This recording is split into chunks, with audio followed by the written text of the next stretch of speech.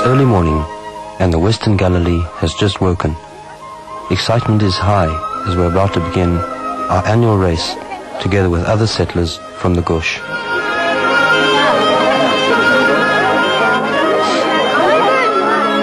ולהיזהר בבקשה מהתנועה. שנית כל, צריכים לשתות בכל תחנה. לא לפקשש תחנה ולשתות כמה שאפשר.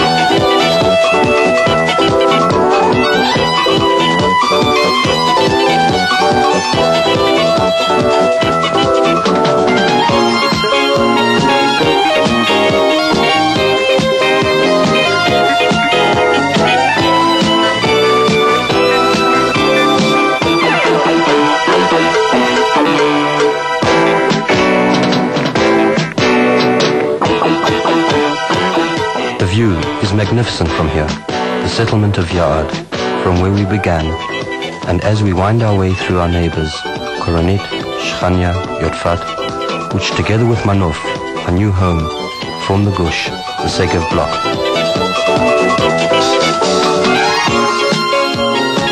And here is home, Manof, with Haifa as a backdrop, only 40 minutes away.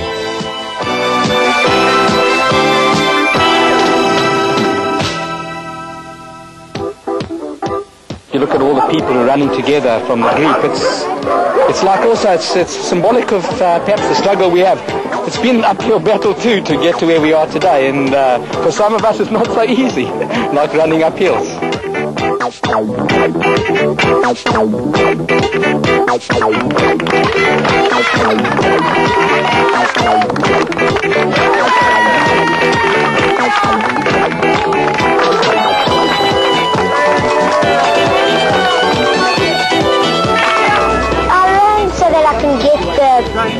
So I can have the fun and I can get something.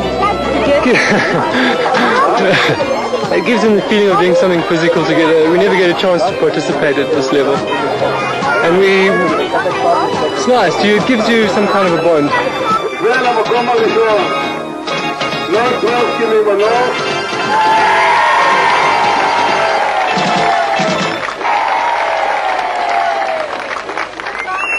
בהזדמנות זאת מזל טוב לנואל, נולד לו אתמול בן. הזמן 48. There are 35 families here, the realization of a dream, a new concept in communal living. The translation of the dream was not easy, and the first families arrived at Manof only in July 1980, almost 5 years after the concept was evolved. What we see here signifies the end of a long journey and the start of a new one. What brought me to Manof was the challenge of something new, to change one's way of life and to establish something which was of some meaning to one's own personal aspirations. Particularly to be very much involved in all aspects of one's life. I mean, here we have the opportunity really to be involved in everything from the education of our children to the repair of the water system. One thing you have to realize about a place like this is that you have to be responsible as a group for every single aspect of your life. There's so many things that you take for granted when you live in a suburb of Johannesburg or Tel Aviv or anywhere else, in terms of municipal services and cultural entertainment, this type of thing. Where here, you have to be involved in everything and plan it and help to establish it for the first time. I think that's a very challenging aspect to coming to Manof. The original idea that we had was the people would get involved in industries that were either central industries, which belonged to the whole group, or the people would be involved in independent, we call them independent economic units. and that the central industries would support the services in the Moshav. People would work in the industries, and the revenue produced by those industries would actually support the services that we wanted to create for the people on the Moshav.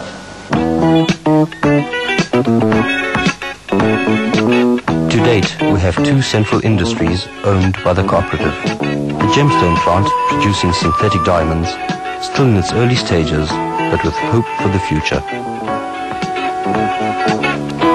We produce here brilliant cut diamond simulants from cubic zirconia, which today is the best diamond simulant on the market. We employ 8 people in full-time posts. We also employ 2 half-time posts. We all learned the trade while we have been working here. The factory's been in production for approximately 6 months.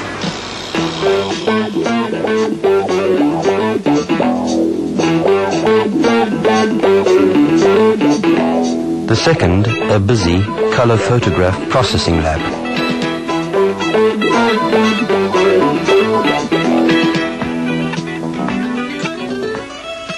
In addition, individuals are establishing themselves in private ventures, some while checking out markets, investigating projects, and putting together partnerships are employed in building Manof. Others still work off the Moshav in Akka, Carmiel and Haifa. Eventually, we all aim to establish ourselves here. We contracted to do the guttering for the Moshav. The Moshav has had problems with water, and we need gutters. And this is a part of the capitalistic society we live in. And we get paid for everything we do. We gave a tender. It was the lowest tender. And this is, so we're now doing the job. We've got a month to do the work in, so we've really got to move because it rained on the weekend and it can rain again. At present we're negotiating to buy a patent for and manufacture an auxiliary heater to the solar heating systems, which we hope to export as well. It does appear to have the potential.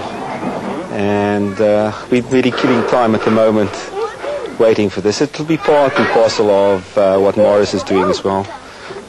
Semi-skilled engineering, one can say. The kids needed something to play on, and we were given a small budget, insufficient to buy much equipment. So I decided to make this for them at a great saving. I've also made other articles spread around the Moshav. I've also done some other steel structures for them. I'm actually a structural engineer. Again, we haven't perhaps achieved what we set out to do as quickly as we had hoped. There are a number of reasons for this. First of all, there are adapting one's ideas to the Israeli environment.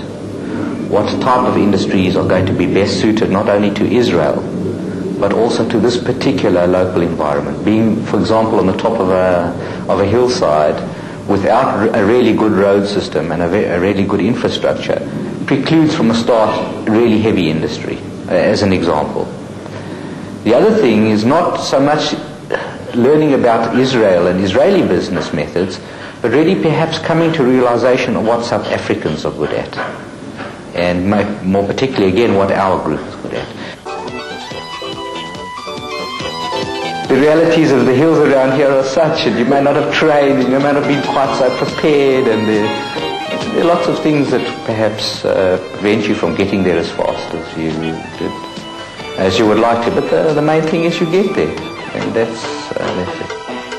I think it's a tremendous advantage to have a baby in Manof or on any Moshav, because first of all you're very relaxed, you're leading a settled life, you have your friends close by, and your relationship with your friends is very comfortable because they have their small babies. You have your baby, your pram goes down the road to your neighbor, your Macaulay is next door. I mean, what could be simpler? I don't have to get in the car to rush to schools. My little girl is at Gun, just up the road. She can go there by herself.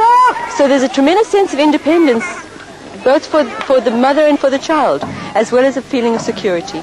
I think I'm very lucky to be living on a Moshav with a baby. I think most Moshavniks should have small babies.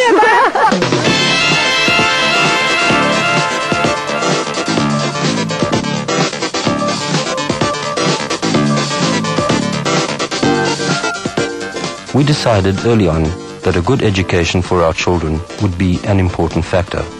Already we have a fully equipped kindergarten, allowing those of us with young children maximum freedom. Our 6-year-olds benefit from a new concept in education, Aleph Ganit, which combines study with play to ease the child's path into school. Older children travel 40 minutes to the regional school at Kibbutz Ramat Yochanan.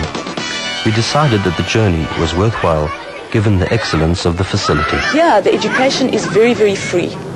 It's a complete, the other end of the stick. But on one hand, they're very independent here. On the other hand, because of this, they learn of themselves and within themselves to give a certain amount of respect to the teachers, to have respect for the school furniture and the school property, which I think is really something fantastic. It's very healthy in that being a free kind of environment, it comes from the children in a natural way without forcing it out of them. פרק י"א שהי הנודדים וקשיי הסתגלות העם לחיי המדבר ולנשימה. Every time there's some activity, we have buses coming right to every Moshav in our gush. And there was an occasion when there were only 2 or 3 children interested in a particular activity at the school, and a minibus arrived just for these 3 children, which is really, we really are very lucky. It's much more free here. In South Africa, you had to go play outside. You had tennis courts, but it was in an enclosure. You had grass, trees, very free here. One thing is for sure, that we definitely would like to plan our school, please God, in the future, when we have our own Gush school, on the lines of this school. As I've said before, what they achieve here is a healthy combination of most of the positive sides that educationalists and parents want for their children.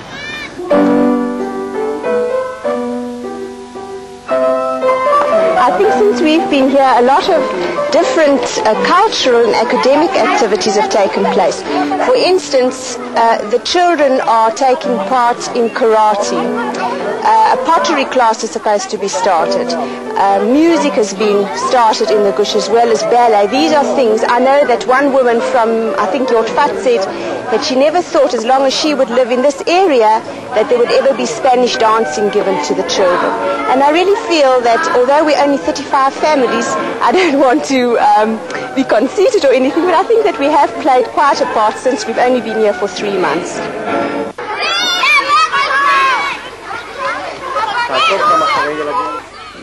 We talk about we've got serious things.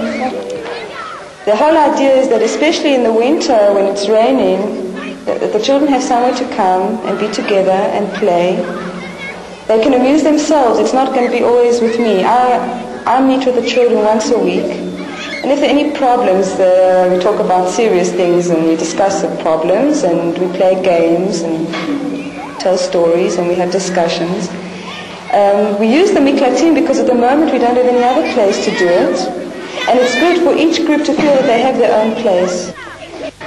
If you come to as an Ole and you go to a city, you tend to expect a lot of the things you expect in South Africa.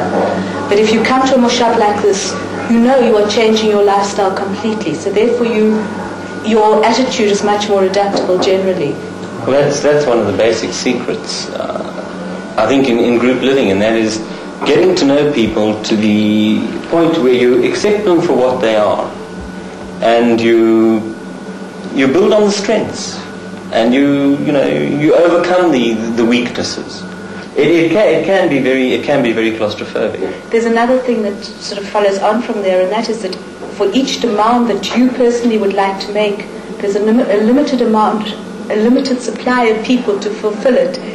And if somebody does it to a lesser degree than you would like it done, you have to accept that and realize that to a certain extent when you do something, people have to accept that you're the only one around who can do it at all. So if you don't do it properly, that's it.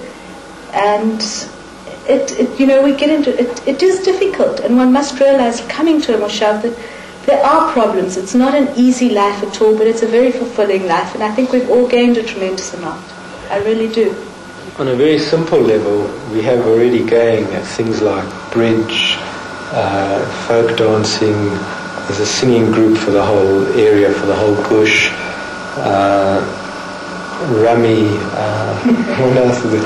That's on a very simple level. Movies, things like that. But I think we're still developing on a higher level exactly what culture means. One really has to be part of Manof and participate in what is Manof in order to be happy to an extent. We're busy, we're preoccupied all the time. We're busy setting up a village from scratch. We're setting up systems or a system that doesn't exist in settlement today. It's something completely new. It's something experimental.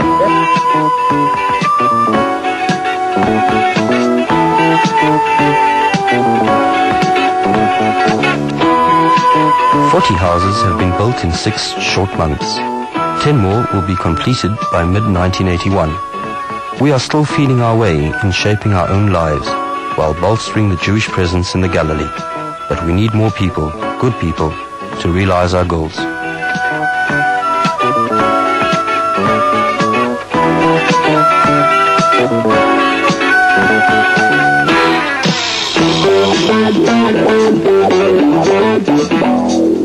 We've been looking for people who can support themselves, either because they have manual skills, or who have the ideas and the drive to establish small businesses for themselves, or for themselves in partnership with 1 or 2 other families, without needing to be pushed by the Moshav itself. We can provide, of course, all the administrative help, and as far as our experience is concerned, in establishing industries, the bureaucracy, getting the loans from the right sources, influencing the Jewish agency to invest, feasibility studies, etc., etc. But the drive still must come from people.